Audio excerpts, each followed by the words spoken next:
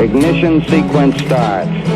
6, 5, 4, 3, 2, 1, 0. Liftoff. We have a liftoff.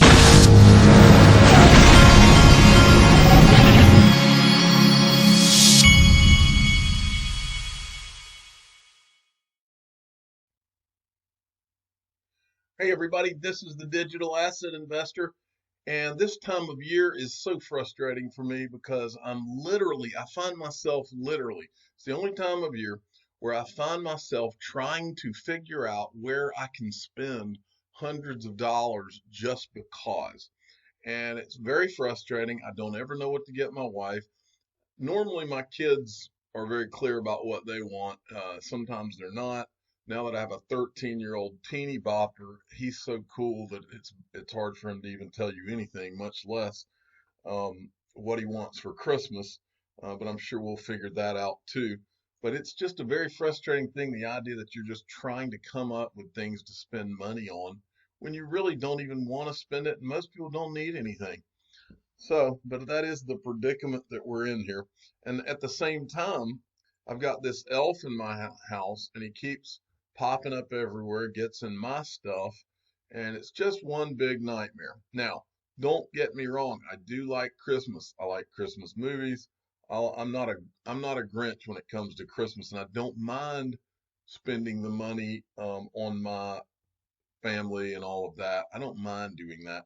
It's just frustrating that you're actually trying to create things to buy when a lot of times people don't even know what they want or don't really need anything. So I'm sure you can all identify. Okay, let's start this off. I wanted to make sure that I gave Mr. B a shout out. He's posted, I think, 3 or 4 videos now. So Mr. B may not realize it, and he may not want to admit it to his friends and family the way I do every day, but he is now an official YouTuber. And once at some point, everyone who is on YouTube and makes a certain amount of videos, whether they realize it or want to admit it or not, they have just become a YouTuber. And now Mr. B is an official YouTuber. I'll even call him the official YouTuber of the Digital Asset Investor channel.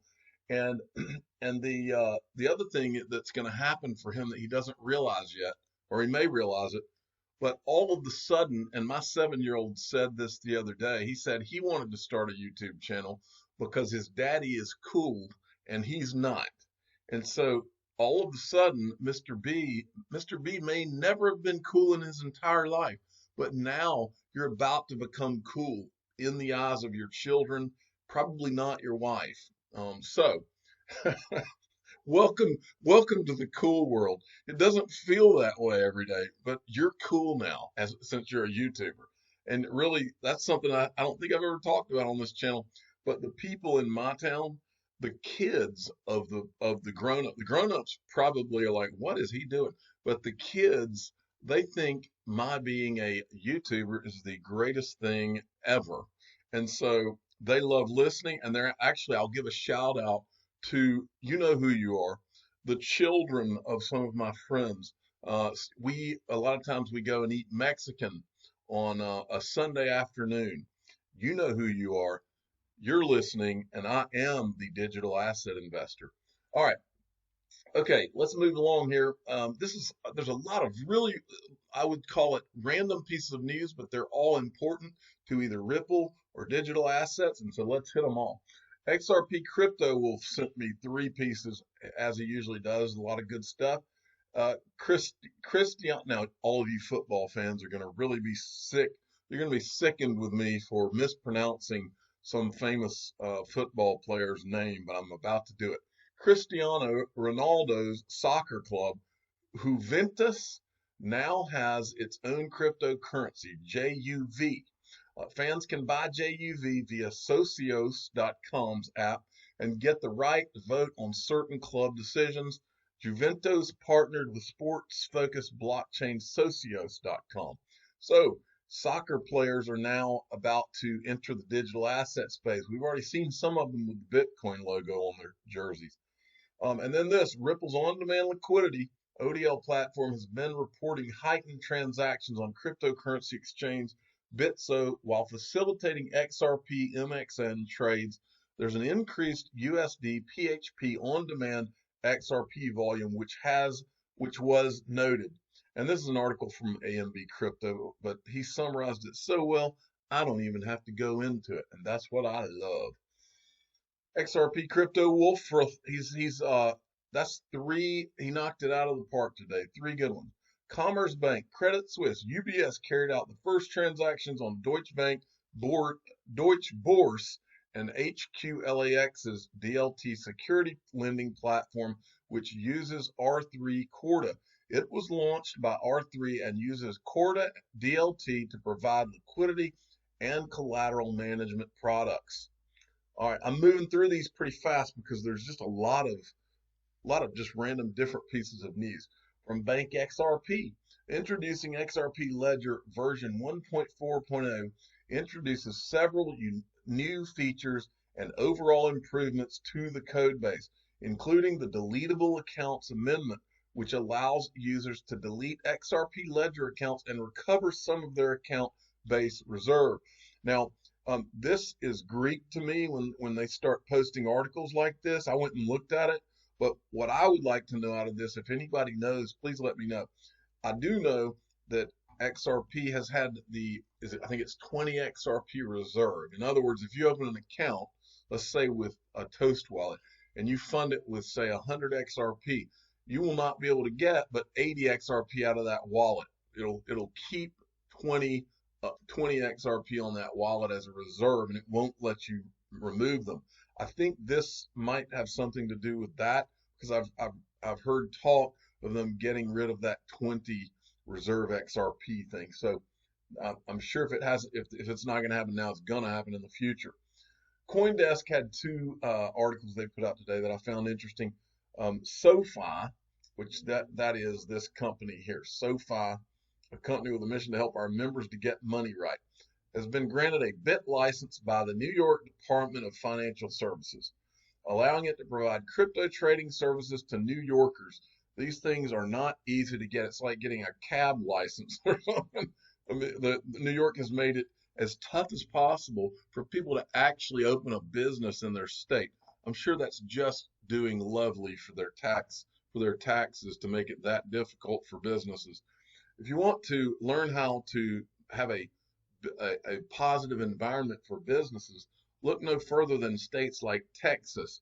And then it will never ceases to amaze me, these states like New York that impose all kinds of ridiculous rules and requirements, and they run businesses out of their state. California does the same thing. Blows my mind. You could go in there and you could literally, with one person that has the right frame of mind and has a pro-business attitude, could go in there and help everyone in those states by just using a little bit of common sense. It's crazy. And then you got this from CoinDesk. China's Great Firewall, used by the government to regulate access to foreign internet sites, has blocked one of the most popular sources of Ethereum blockchain data. And I think that must be EtherScan, I'm not sure. But the important thing to note here is, makes you wonder if, because we read something yesterday where China is not going to shut down Bitcoin mining in China. And so it makes you wonder if they're going to take on a pro-Bitcoin and anti-other things like Ethereum stance by that Chinese government over there. Okay, XRP Researcher. This is another one that's nice and easy to get across to you. The University of Tokyo becomes the second Japanese university to run an XRPL validator. Thanks, Emmy. This is I met her, Emmy Yoshikawa. She's with Ripple. She's one of I guess Ripple's people over in Japan, global operations and partnership. And I met her. She was very nice. Kind of she seemed kind of like a nice, quiet lady, but I met her at Swell. Ubri is truly amazing with what they're accomplishing. So this is so cool. This is one of my favorite things that Ripple is doing, is this University Blockchain Research Initiative, where they are putting some of the brightest minds in the world at all these universities, to work to create future digital asset use cases, preferably with XRP. Okay, another cool piece of news from Happy XRP. British Virgin Islands launch own digital currency. The government of the British Virgin Islands, BVI, is its own digital currency. The project is developed in partnership with blockchain-oriented startup lifelabs.io. Do you see where all of this is going, folks? We've already read that the Bahamas is trying to do the same thing, the central bank of the Bahamas. And then King Solomon. And I want to give a special shout out to King Solomon because I read a tweet from King Solomon the other day. This is one of the most valuable researchers in the XRP community. And I read a tweet from him the other day that made me believe that he was a little frustrated by the prices in the bear market. And a lot of strong people occasionally get a little tired of this bear market, and they just get flat tired of doing the research and putting out great information. And I think he got a little frustrated the other day. So I want to give him a shout out and say, hey, you're not going anywhere, man. We need your help because you put out some of the best information in the community. So it's totally understandable to get frustrated every once in a while, but we've got your back here.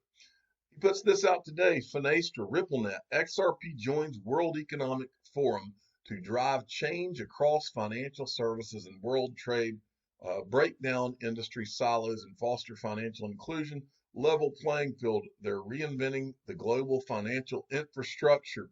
This looks like a great thumbnail. And by the way, as long as he was a little down the other day, give him a follow at XRP_OWL. You won't regret that follow. X-Men XRP at XRP33. Now this guy, I don't see him getting frustrated because he is the official superhero of the Digital Asset Investors channel. That title right there carries great responsibility with it. And he sent me this. Back Bitcoin futures hits yet another all-time high. The amount of open trading interest at the U.S. regulated exchange increased by 42% yesterday and is up over 600% in the last 2 weeks. Now, it says Bitcoin futures trading on Bakkt has broken another milestone following last week's record break. So it keeps breaking records. Now, folks, regardless of which way those trades are going, it's just a matter of time before all of those futures, those people betting on the futures, just a matter of time until it goes our way. And when it goes our way, all these records that are being set, one day those records are going to be being set in a direction which shows you a lot of green on CoinMarketCap. So if you can't have negative markets, you can't have positive markets without having negative markets. And even though we've been in down markets for the last couple of years and it's been rough, to me, that only shows you what the surge will be when the surge comes. Chinu Patel at Chinu Patel 29. This is interesting here. Jack Dorsey, now Dorsey, the chief executive of both payments company Square and Twitter, has set his sights for the future of Bitcoin and technology on Africa, and it's more than 1.2 billion people. And this was there was an article today about how Jack Dorsey is going to Africa to start to promote Bitcoin in some kind of way. So that's good for all digital assets because right now, unfortunately, everything kind of follows Bitcoin still. Rhythm Trader, Nordea Bank will stop their employees from investing in Bitcoin. They told their staff that the risks were too high. So they're all concerned. Since when, this is a question you need to ask yourself, since when is a company concerned with what their employees privately decide to invest their money in? This is coming from the same bank that was raided by the police for allegedly laundering $793 million of Russian money. A Danish court just ruled that Nordea Bank can stop their staff from investing in Bitcoin even during their free time. That is absolutely insane. First they ignore you, then they laugh at you, then they fight you, and he's pointing to the fight part, then you win. So are we at the they fight you stage? Feels like we've been there for a while. And then this is a great tweet here. Gabber Gerbax, by the time I'm 67, over $600,000 will be paid into Social Security on my behalf. That money would have been worth $1.9 million if I had gotten a 5% return. My annual interest would be $95,000. The government promises me $3,075 a month at age 67, which is $37,000 a year. How is this not theft? And he is 1,000% right. A lot of people don't like to hear people talk negatively about Social Security because they are vested and they're now dependent on it, and they don't want anybody to upset the apple cart. But the truth of the matter is that when Social Security was promised, when the initial idea was, you're all too stupid to save the money for yourself, and so we're going to do it for you, but we're never going to touch it. But then they decided they were going to touch it. And now, not only have they touched it, but they've stolen it, and it's a bankrupt system. This doesn't end well, folks. It just doesn't. That's part of the reason I invest in digital assets, because I don't trust the government, and I don't trust the central banks, and I never will, especially after what I saw in the financial crisis, and you shouldn't either. This is from Sven Henrik, and two people in finance are saying it right here out loud. By having made markets entirely reliant on constant central bank intervention and the health of the economy ever closer intertwined with the performance of asset prices, central banks are forced to keep feeding the ever-growing beast they nurtured, an untenable situation. And then Mohammed El Arian, who is on CNBC all the time, agreed. Due to the failure of other policy-making entities to implement pro-growth measures, central banks are in a lose-lose-lose situation, hesitating to do more given collateral damage, fearing market turmoil if they try to unwind measures, and where they stand is uncomfortable. Muhammad, it is much worse than uncomfortable. And in fact, I'll say it, Muhammad Al-Arian, he's been part of the problem. These are the guys who have been going on CNBC for the last 10 years and acting like this is all somewhat normalcy and giving all these measured talks so as not to upset the people and tell them too much of the truth. And the truth of the matter is, everybody that has been acting like these markets are normal for the last 10 years has not been being forthright. They all know behind closed doors that it's a nightmare waiting to happen. And I think that nightmare is a lot closer at our doorstep than people realize. Now for a couple of interesting things I saw that you need to see. The first, Michael Arrington tweeted this. How have I never seen this? And I thought the same thing. This is a parody video that you need to go watch. Steve Ballmer and Bill Gates once made an Austin Powers parody video. It's so bad that it's painful to watch, but you got to watch it because it's Bill Gates and Steve Ballmer. And finally, this is something, hey, if any of you are in the mood to dream today, even though we're not in a bull market, sometimes you just got to look at things like this. I thought it was fascinating to go through them. This was an article from the Rob Report that was sent to me by someone today. The 20 largest yachts in the world, from humongous to merely enormous. And they go through the top yachts in the world. I just wanted to show you a few of these.